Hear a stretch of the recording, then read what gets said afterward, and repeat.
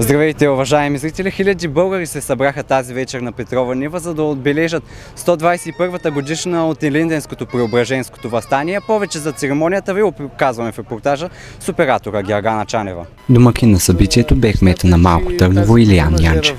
Не е на същата дата, както в предишни години. Да се бият, аз мисля, че днешният ден е единствено и само под флага на знамената на Илинденско и Преображенското въстание.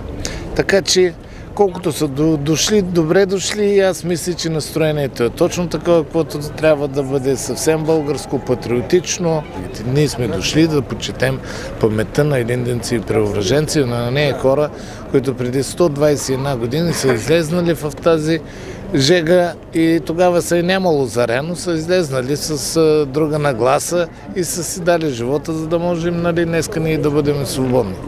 Вице-президента Илияна Йотова коментира политическата ситуация в България. Затова голяма част от тези преселки отдавам точно на това.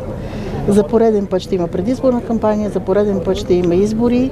А както в последните дни чета и слушам, очевидно вече има партийни лидери, които виждат и 8 избори, не 7, т.е. като че ли вече тези 7-те са минали. А сред официалните лица бе и Красимир Премян. Поддържаме жива паметта на тези, които са дали живота си за България и да пренасяме всичко това на младото поколение, за да знаят, че живеят в една държава, която е свободна благодарение на много жертви и героизъм, дадени от българите по време на руско-турската освободителна война, във въстанието, в Балканската война. Кулминацията на деня бе тържествената церемония.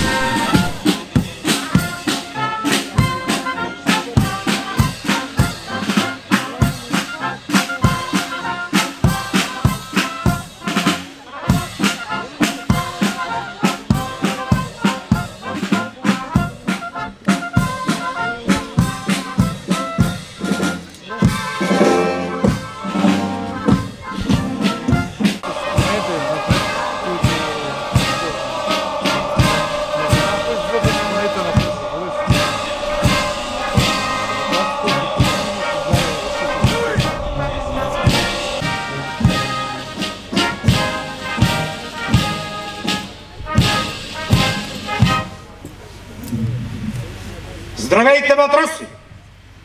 Здраве, желаем, господин адмирал!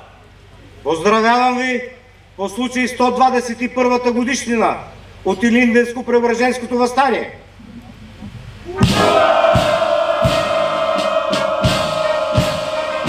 Въпреки незгодите, има памет, има наследство, има любов към България и никога реваншизъм и никога омраза. Поклон пред памета на героите, поклон пред българските тракийци.